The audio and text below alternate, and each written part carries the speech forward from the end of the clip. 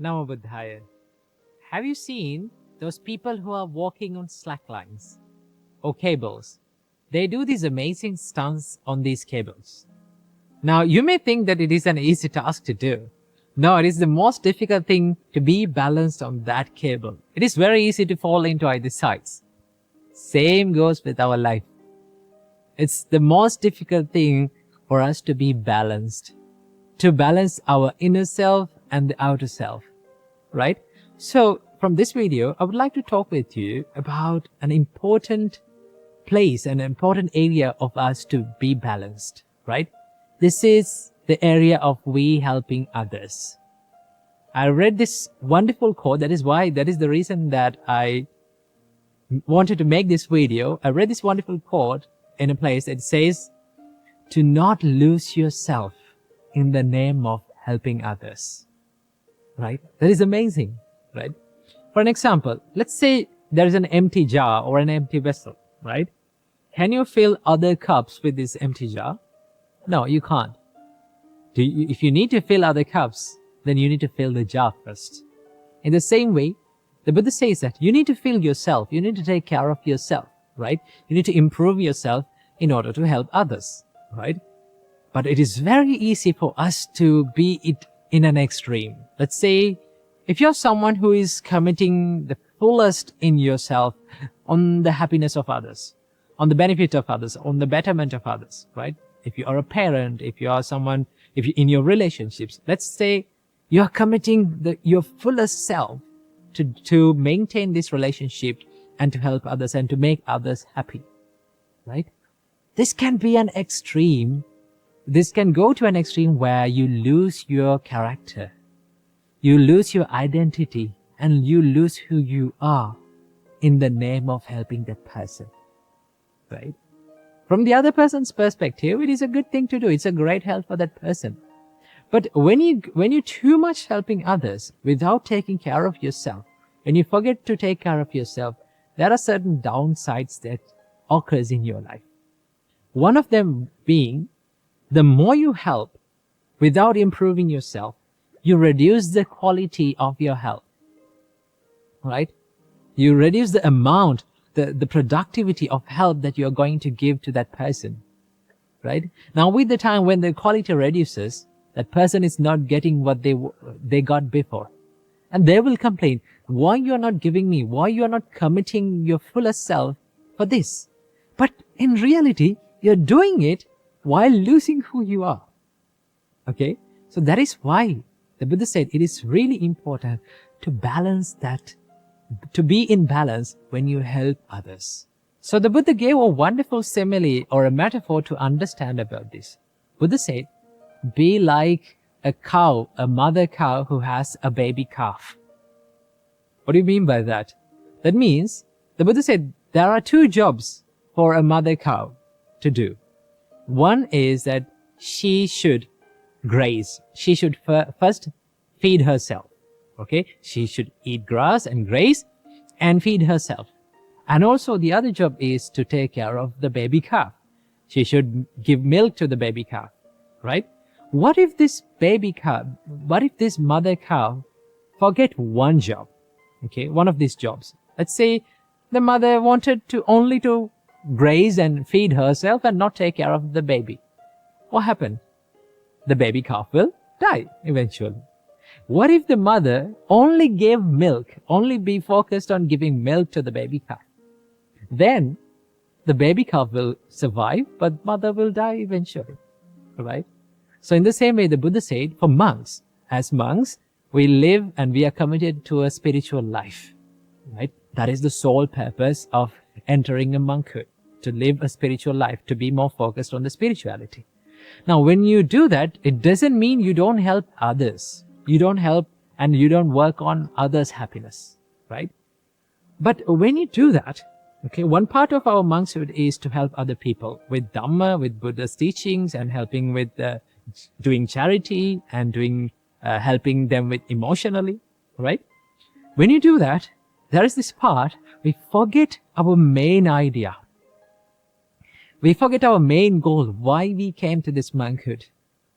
And our jobs go in the other way. Okay, sometimes it's very easy for us to be engaged in charity, to help other people and be there for other people when they need. But when you do that, sometimes we forget to improve ourselves. So the Buddha said, it is the monk's duty to maintain this balance in the spiritual life while doing all the works and the chores and the duties in the monastery, right? While helping other monks and helping to the monastery, he must take care of his spiritual practice as well.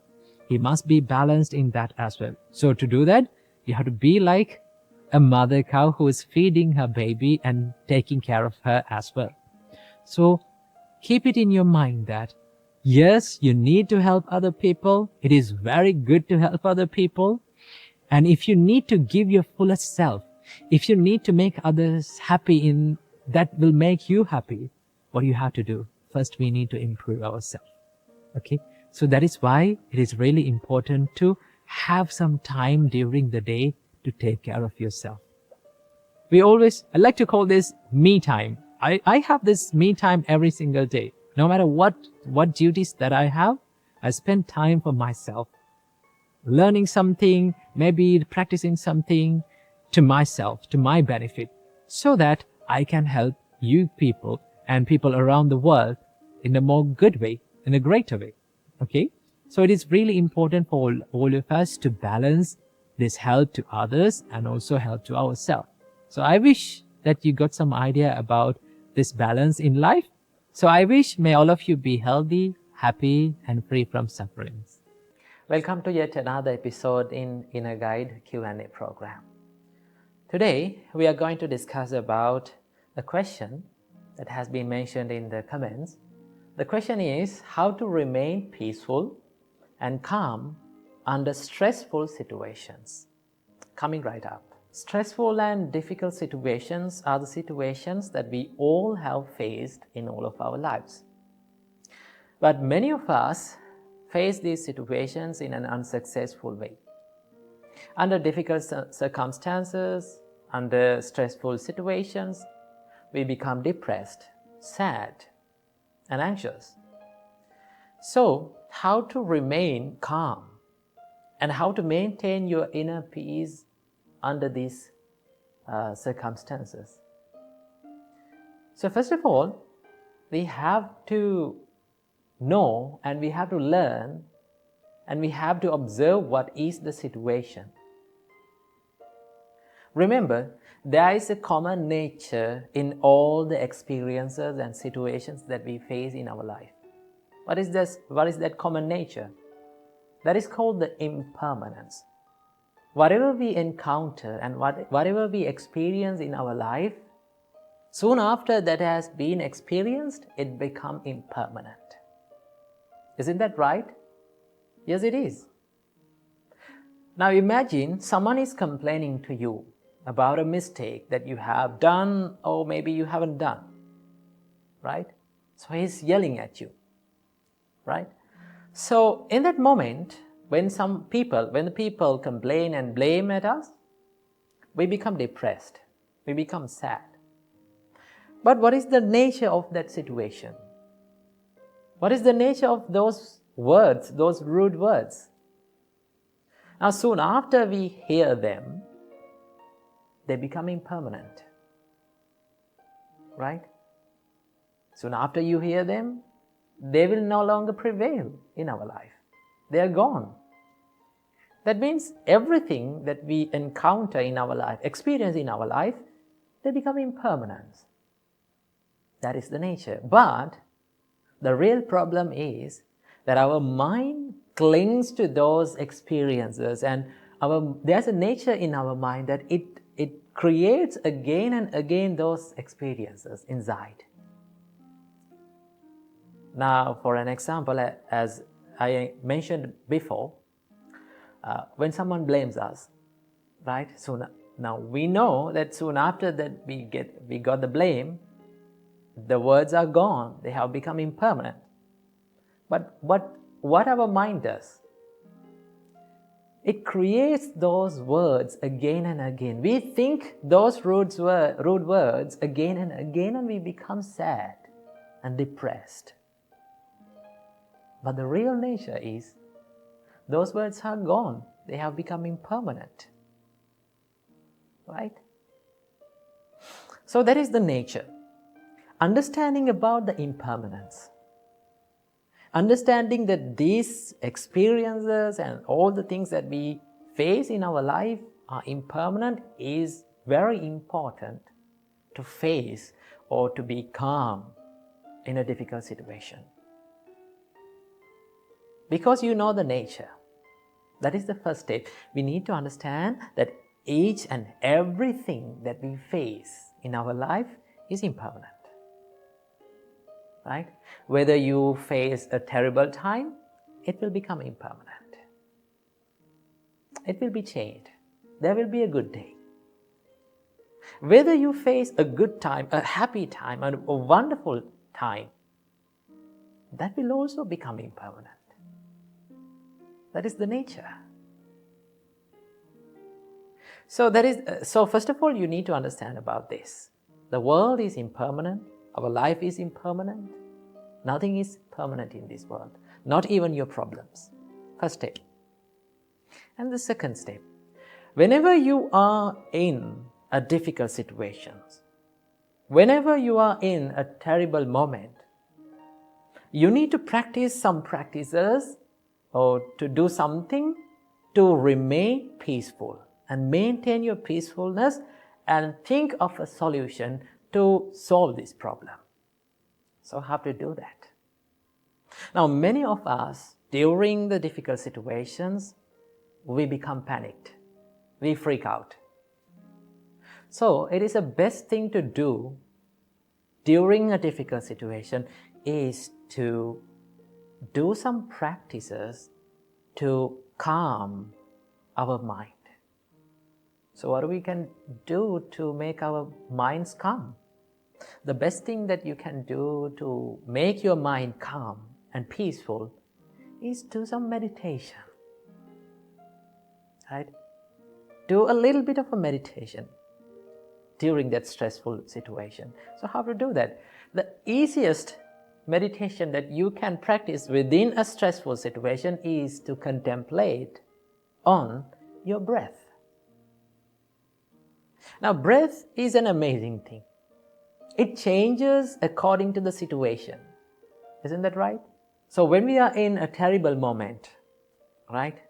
When we are in a dangerous moment, what is the nature of our breathing pattern? It becomes fast and it becomes shorter.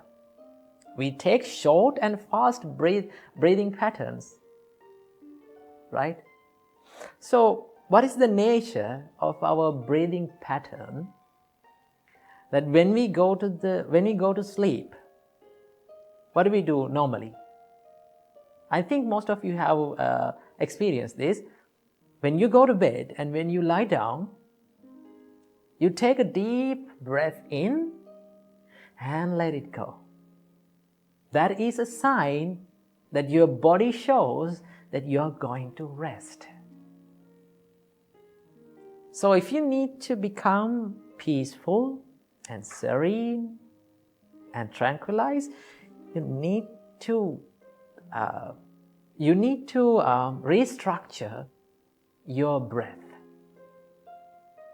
So in a difficult and terrible and stressful situation, just take deep breaths in.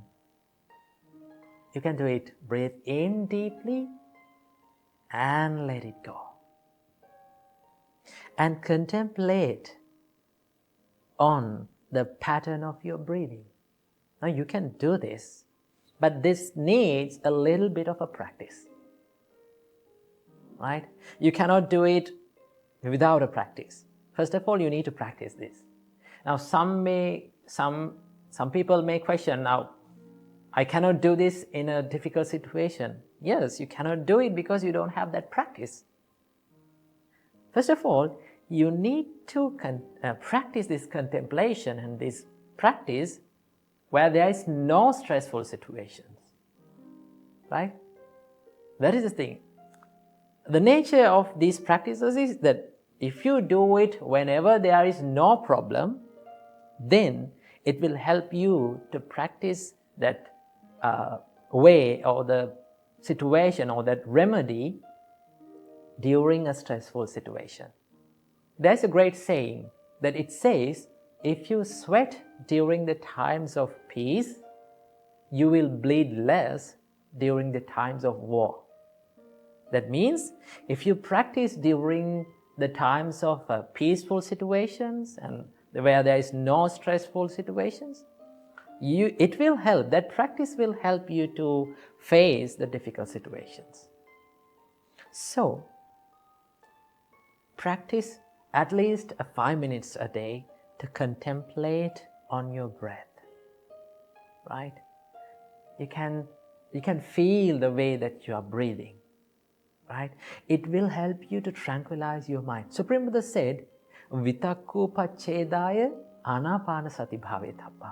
If you need to stop the chattering mind, if you need to stop the thoughts that are popping up all the time that inside your mind, just practice the anapanasati, or which we call the breathing meditation. Just contemplate on the breathing meditation. When you contemplate your mind on this breathing pattern, right, you're focusing your mind to inhale and to the exhale. That means your mind jumps from one thought to another, but there is only two thoughts. Inhale and exhale. You're not thinking about anything else. Right? That means you reduced thousands and millions of thoughts to two thoughts. So that is a big thing. So if you do it as a practice, you will feel that your mind will become more and more peaceful and tranquilized. So whenever you face a difficult and stressful situation, try to take deep breaths, few deep breaths in and let them go. And it will make you feel better. Right? So if you need to face a difficult situation, if you need to face a stressful situation successfully, you have to be ready for that situation where there is no stress. So that is how you face the difficult situations without being distracted.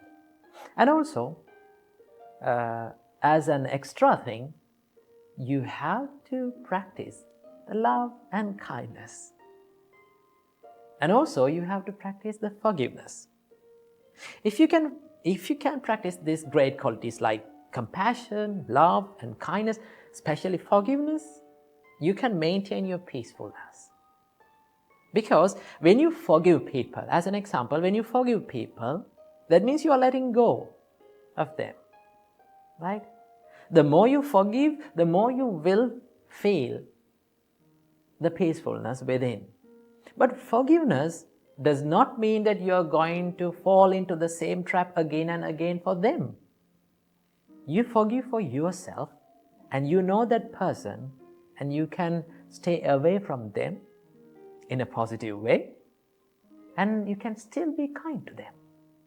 Because kindness and forgiveness starts within your heart, and it will help you always. So practice these practices in the times where there are no stress and disturbing situations. And one day, when you master them, one day you can maintain your peacefulness within yourself without being distracted. Namo Buddhaya, Thiruvan Saranai. Welcome to today's video. Today, this special video is entirely dedicated to those who are studying. Now, one of the most frequent questions that I get asked in the comment section is, Bhante, I'm studying and my mind is distracting all the time, and how to focus on studying? Well, today, let's discuss about this distracting mind, okay? And also, I'm going to share with you a few tips where you can practice while you're studying to help to focus your mind on studying. So, without any further ado, let's get into these tips. Now, while you're studying, have you ever found yourself daydreaming? right? Sometimes we sit down to study and we just turn our book on and we start to study, and after a few minutes, what happens to us? We just get distracted, right? We just start daydreaming. Trust me, when I was studying, when I was at home, before I became a monk, when I was studying, I used to daydream a lot, okay? I used to get distracted a lot.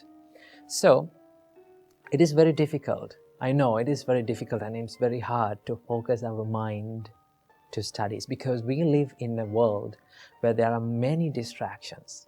So what we can do about this distracting mind, and how can we focus on our mind on our studies? Well, there are certain things that you can do. And one of them is, the first thing that I want to share with you today is that I would like you to write down what you become distracted. Okay? This is something that you get heard rarely. Okay? So let's say like this. You're studying, okay? And you turn over the book and you started studying. And sometimes the same thing happened. What is that? Daydreaming. Okay? It's okay. Let it happen. Okay? Once you know, and once you identify that you are daydreaming, and once you found yourself that you are daydreaming, what do you have to do? I want you to take a pen or a pencil and take a blank paper and write down that thought that you became distracted. For an example, while you're studying, sometimes we used to think about foods a lot, okay? So what do you have to do? Write it down. I got distracted about thinking about biryani, okay? Something like that. Or sometimes we become distracted thinking about the past experiences, the things that happened in the past, okay? So what do you have to do? Write it down. Jot it down on a paper. Now, why should we do this? Because most of the time, we are not aware of what we are thinking. When we become distracted and when we daydream, we don't know what is going in our mind. We don't know what we are thinking.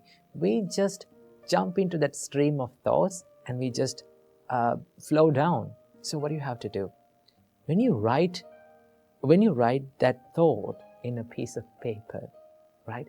It's like you're identifying that thought, right? You code that thought and you identify, okay, this is what makes me distracted. This is what makes me unfocused on studies. Okay? Then there's a physical thing that you can see, and you can see that it is physically that you are distracting. Okay? So what do you have to do? Write down your distracting thoughts. Okay? Then you have a good understanding. When you do this for a little while, what can you do is, and what can you find is, there's a pattern of distractions. That means we become distracted for few thoughts, and they are the thoughts that come again and again to our mind. So what do you have to do? Write it down. That is the first tip. Second tip, identify what makes you distracted and then be brave enough to remove all those distractions. There are triggers that makes us distracted. Let's say, for an example, our mobile phone. Okay? Let's say you're studying and there's the mobile phone on the desk. Each and every time it rings a notification, what do? We take our mobile phone and we check what it is. Okay? So a mobile phone is not distracting you. It is a trigger for your distraction. Trigger is just a trigger until you give the power to that to make you distracted. So what do you have to do? Physically, by force, sometimes it's very difficult, okay? You have to be brave enough to do that. Remove that distraction. If your mobile phone is distracting you, be brave enough to remove it, okay? If your laptop or your any technical device that is distracting you, be brave enough to remove it.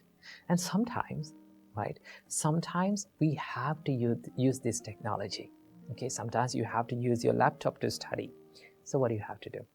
While you're doing it, be much more disciplined and much more aware of what you're thinking and what you're doing inside it. Okay? Use it only for what you want. Okay? While studying. I'm not saying that other times you can use it in whatever way you want, but use it only for what you want while studying. So the second tip is to be brave enough to remove the distractions. Okay, if something is distracting you, you have to remove it. Tip number 3, do not study for long hours continuously.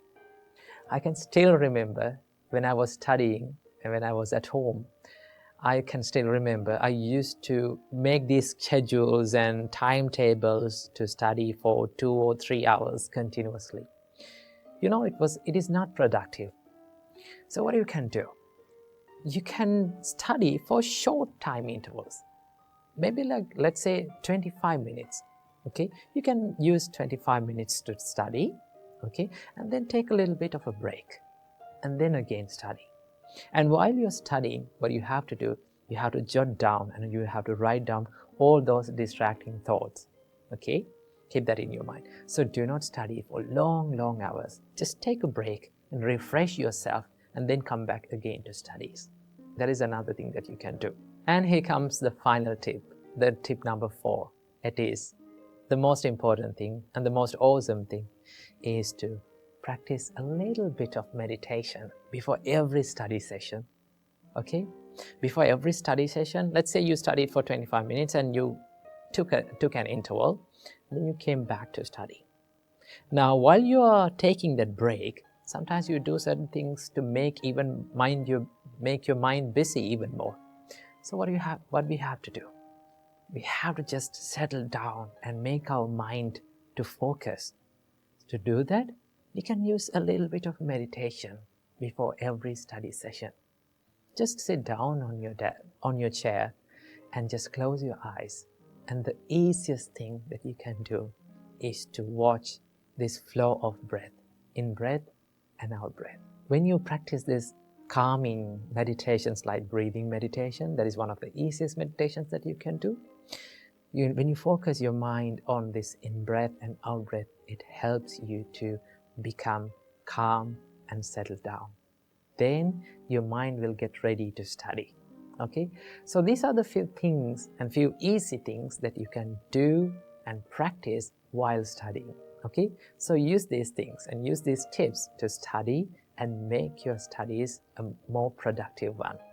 Welcome and welcome back to another video. Today, I want to talk about something really important for all of our lives, especially in these days, and that is the things that we should not speak with others, according to Buddhist teachings. Now, at first, you might be thinking, well, I'm not a Buddhist, so why should I care about these things? Here's the thing. These principles can be applied to anyone's life, regardless of their religion or belief system. So that is why these speeches are called 4 unwholesome speeches. That is what Buddha said about these speeches. 4 unwholesome speeches. So without any further ado, let's dive in. First of all, we have lying. Now Buddha said, stay away from lying. Now I know we all have said white lies here and there in all of our lives, right? But whether it is a white lie, whether it is a black lie, gray lie, or a red lie, no matter what the lie is, lying itself can be so harmful for all of our lives. Why is that? When you lie, it destroys your trust. When you lie, it destroys your character, right? So that is why it is very important to have trust between people. In our daily relationships between people, the most important component of a happy relationship is the trust.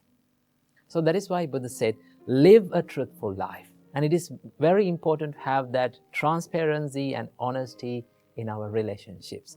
So the first thing that we have to stay away from is lying. And next we have divisive speech. What do you mean by divisive speech? Divisive speech is all about creating drama between people or creating conflicts between people using your words, right?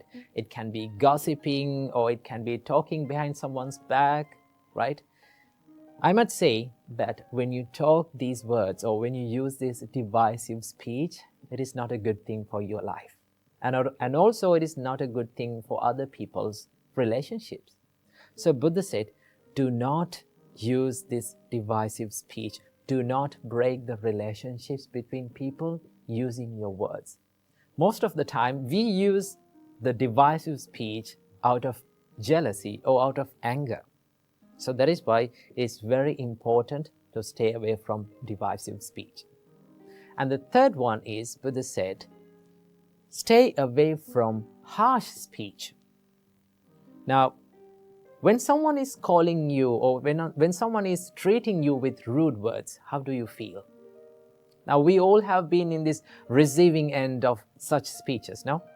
How did you feel? We felt sad, we felt depressed, we felt down about ourselves. So that is why Buddha said, do not use your words to put someone down, right? Do not use your words out of anger.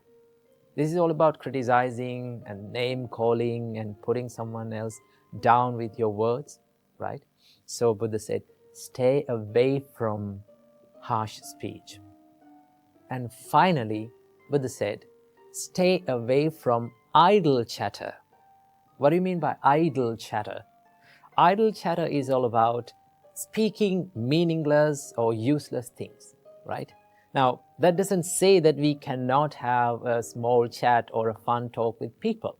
We can do that, but we have to know where our limit is in our speech, right? We have to set the boundaries in our speech, right?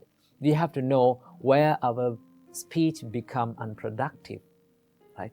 When you use these words, when you use your words in a meaningful way, you can create a positive life and you can create a positive emotions or positive feelings in others' lives too, right?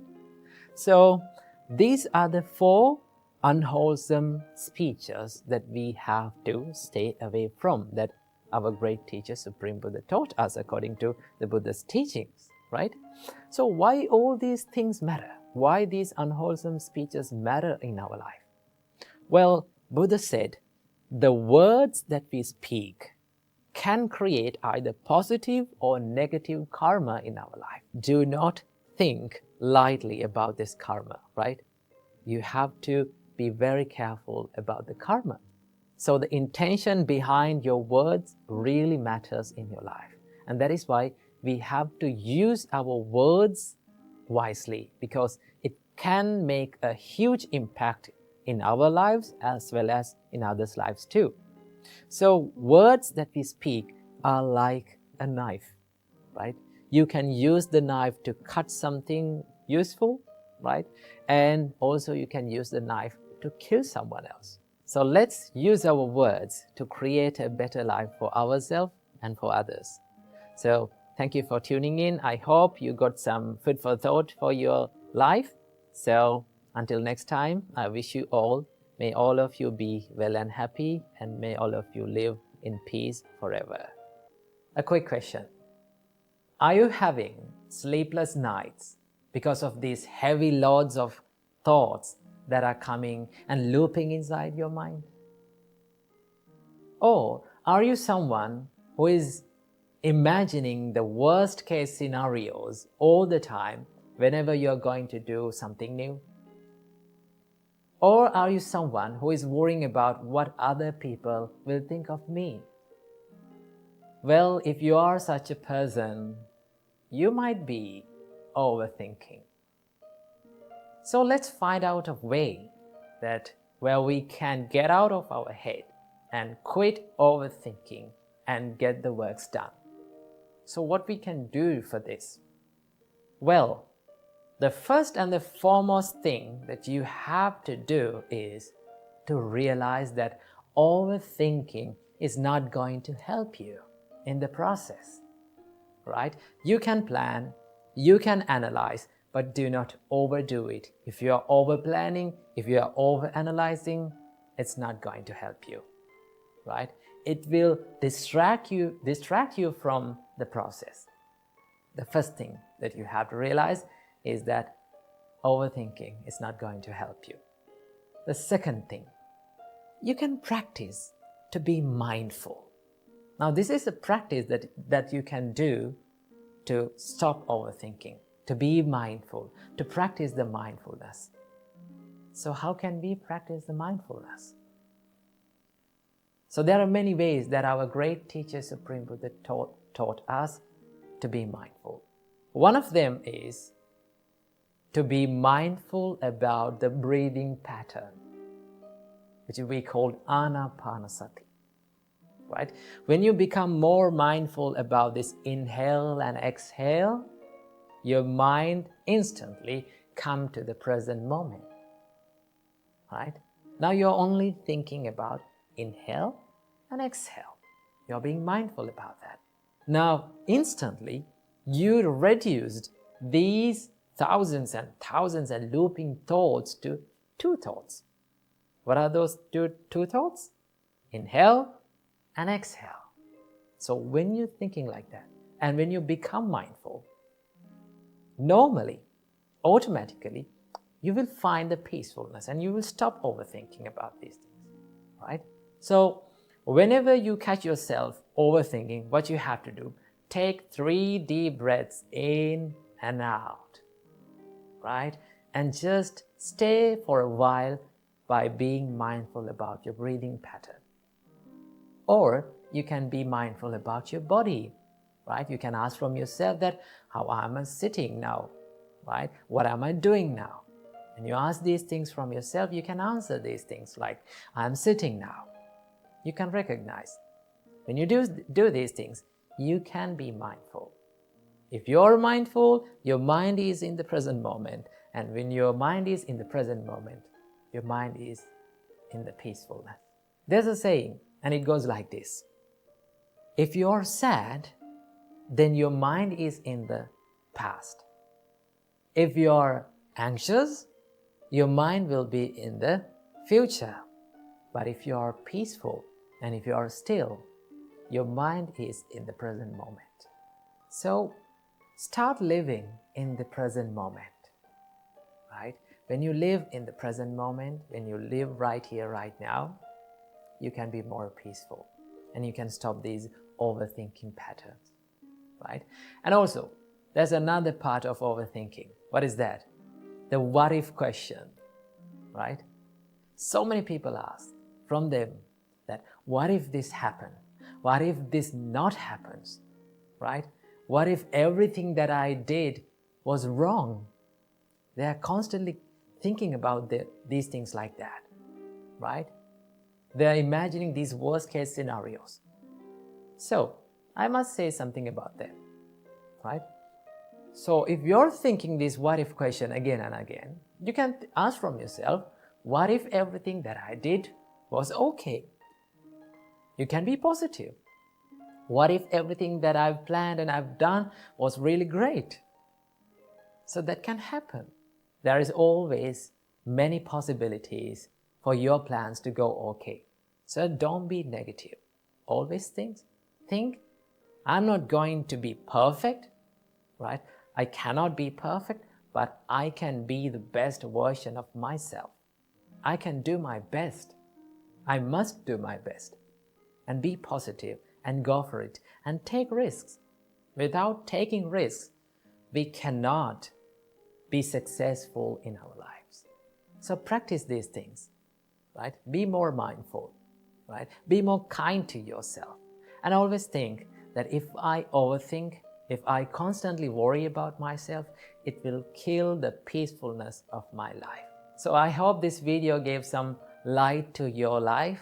So be peaceful and be mindful and get out of your head and start doing the works that you haven't done. Welcome to another video. In today's video, I'm going to be answering a question from the comments. So the question is, please tell us how to be mentally strong. We need it very much. So let's talk about this today. How to be mentally strong and how to develop a strong mindset. Well, first of all, let's take a look at what is a strong mindset is. Now, just take a look at this Dhammapada verse from the Buddha. The Buddha said, Selo yatha ekagano vatenana samirati Evang ninda pasangsasu nasami janti pandita. As a rock that is unshaken by the storm, so too the wise are unshaken by the praise and the blame. Now, have you seen these big masses of rock? No matter how fast the wind blows, it is not shaken. The Buddha said, same like that rock, the wise people, they are unshaken by the praise and the blame in their life. And that is a strong mindset. So in this video, I'm going to be sharing with you a few tips that you can practice to build up a strong mindset. Tip number 1 is to maintain a stable mindset in ups and downs in life, right? You know, life is like an ocean. Sometimes ocean is calm and quiet and peaceful, and sometimes it is stormy, right? We face ups and downs in life. The Buddha said these are called 8 worldly conditions, attaloka dhamma.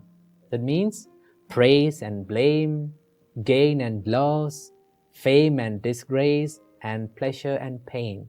These are the 8 worldly conditions that we face in our life. Remember these things. So, Buddha said, accept these ups and downs in life. Whenever people criticize you, whenever people blame you, whenever you go through tough times in your life, if you can be mindful about your mind and your emotions and your feelings, and not to chase after these emotions and feelings, then you can be more stable in these situations. You can maintain a good emotional balance in these situations.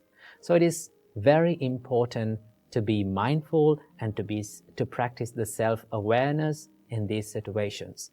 And also remember, you will not be able to always get the sweet comments and sweet opinions and sweet experiences in your life.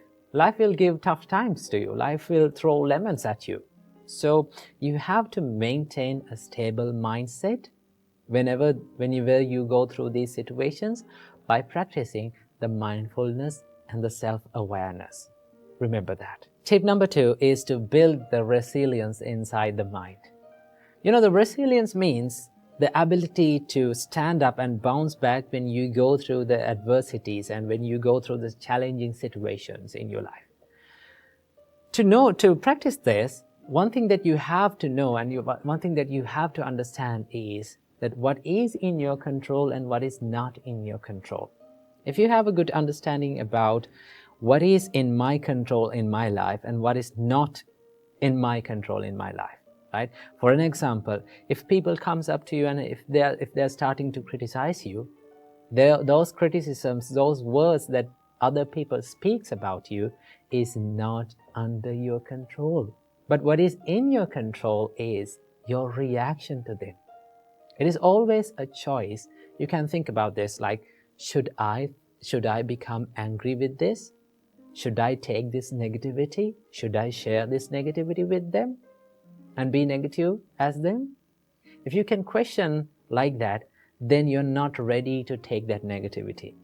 And also remember, having a strong mindset does not mean that you're falling down and you're feeling hurt and you're feeling down. Having a strong mindset means you can stand up as soon as possible when you go through these tough situations. You can quickly stand up and you can quickly retrieve back to the normal situations in your life. That is called the resilience. So to practice this, you have to have a good understanding about what is in your control in your life and what is not in your control. The experiences happens to you and the things that people say to you, other people's opinions, other people's thoughts about you is not under your control.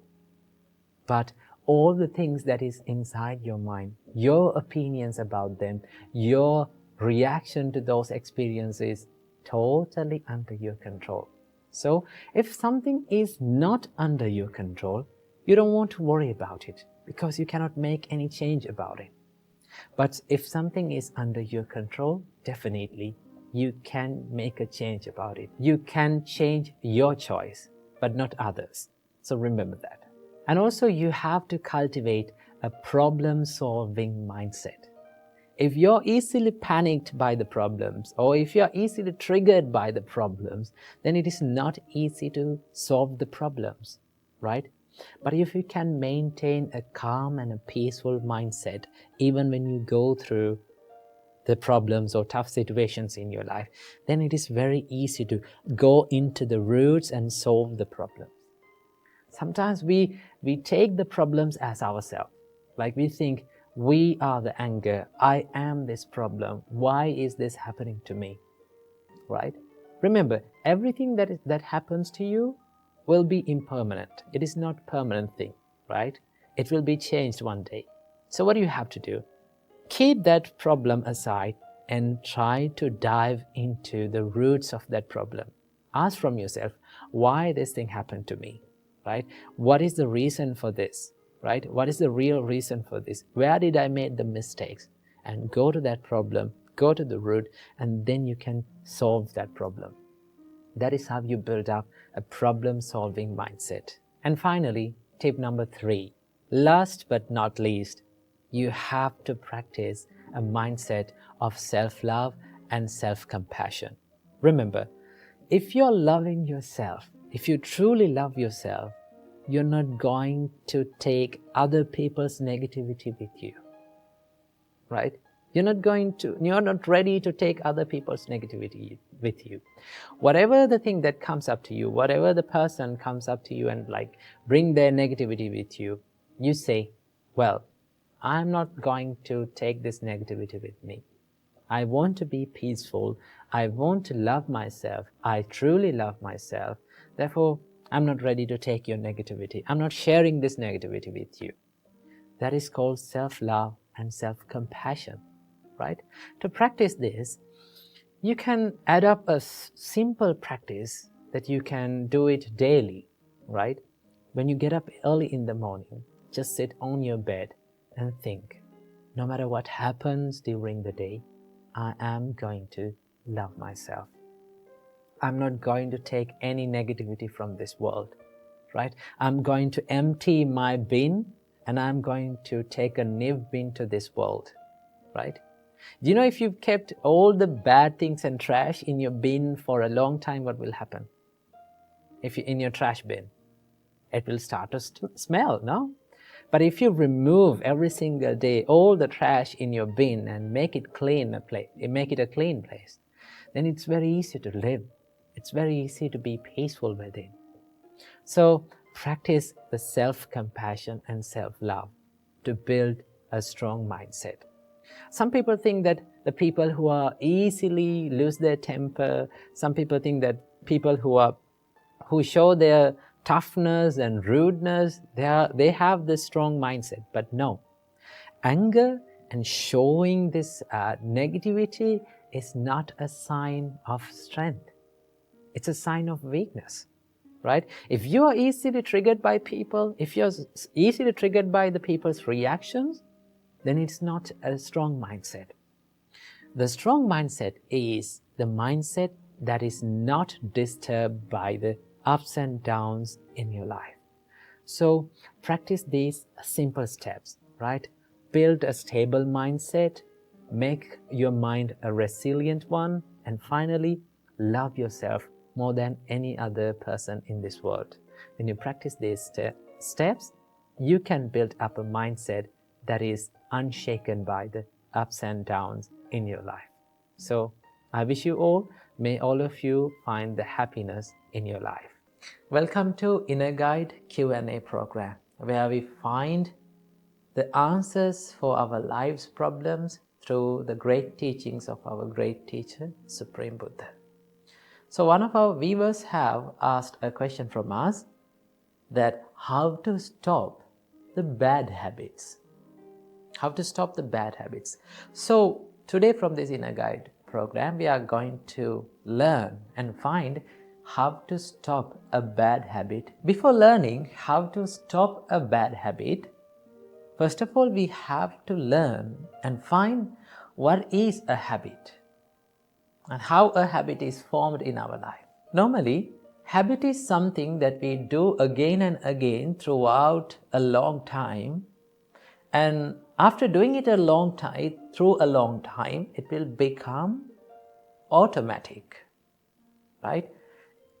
After it becomes automatic, it does not require any effort to do, right? There are so many habits in our life, either good or bad. There are so many habits, right? So for an example, let's take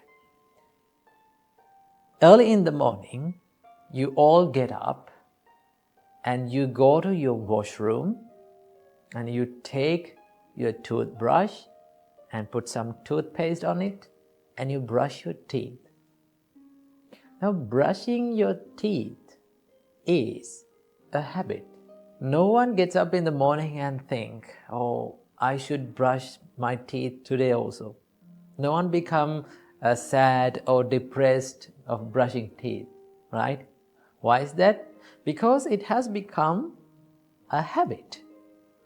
Because from the little age, from the age that we were as babies, right, we brushed our teeth daily. And with the time, it became a habit. It became something that happens automatically. Normally, we get up early in the morning and we just go to the washroom and we brush our teeth. It does not require any effort, right? So, that is how a habit is formed. We do it for a long time and it becomes something that is very easy and well known, and it does not require any effort.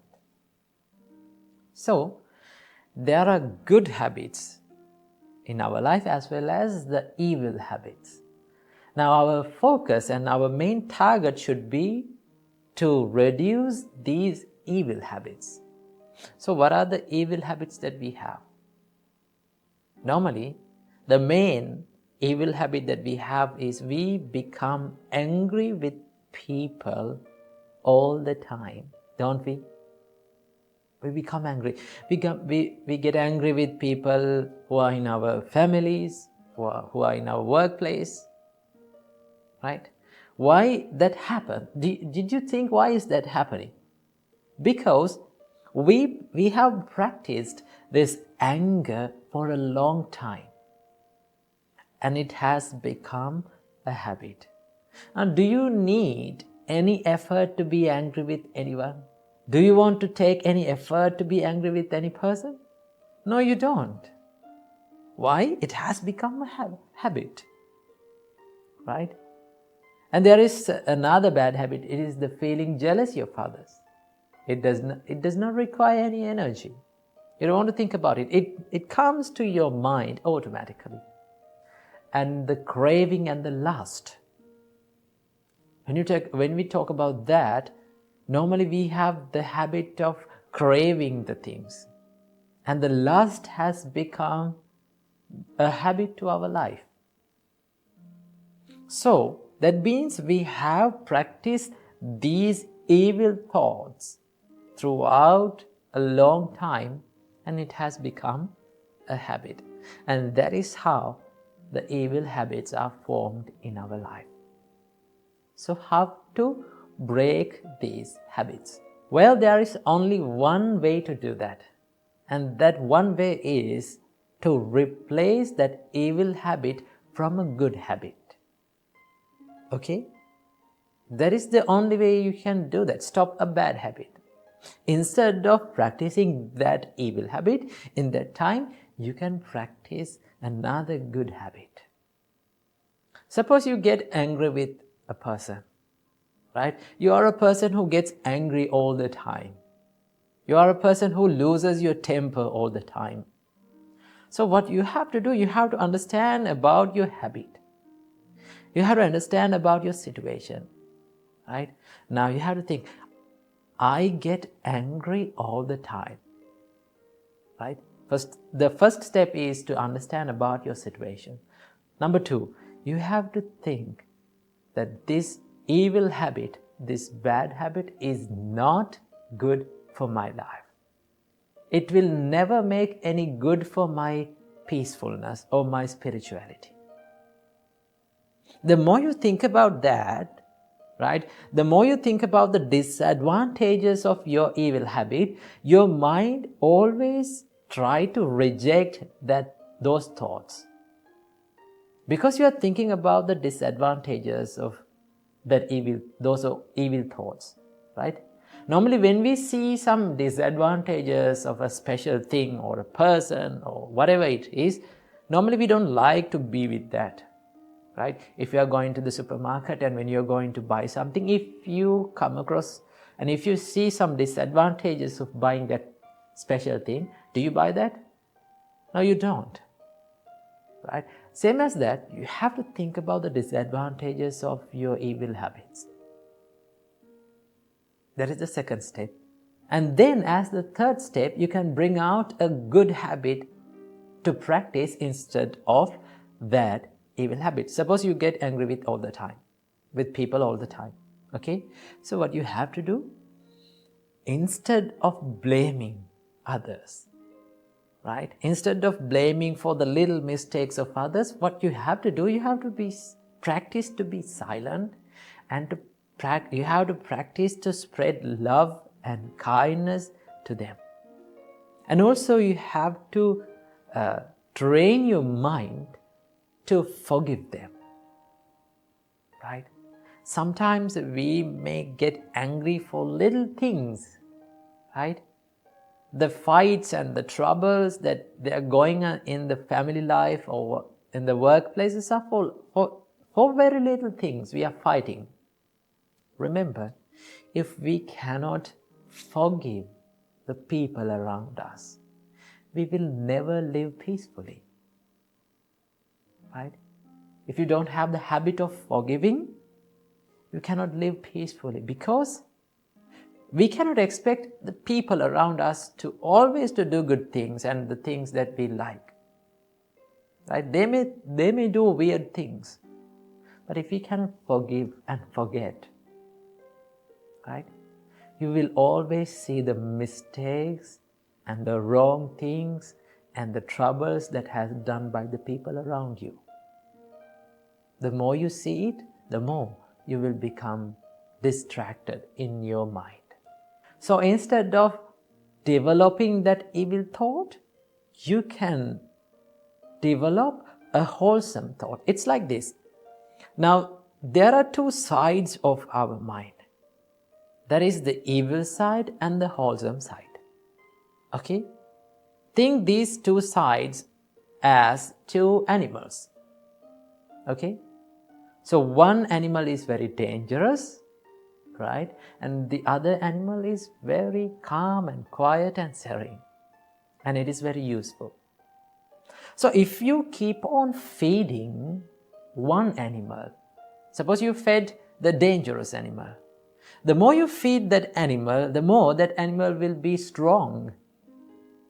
And that animal, with the time, that animal will control the wholesome animal. Right? The problem with us is we are feeding this dangerous animal. Right? Instead of feeding the dangerous or evil side of our mind, what you have to do is just feed the wholesome animal. Right?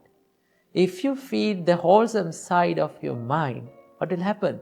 It will start to develop. Right? When it starts to develop, it can overcome, it can control the dangerous or evil thoughts of your mind without letting that evil thoughts to appear inside your mind. So what you have to do, just feed, always do and say the things and think the thoughts that feeds the wholesome side of your mind.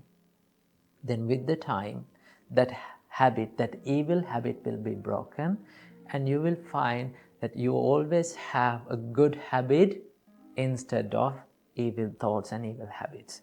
And that is how you break the evil habits in your life.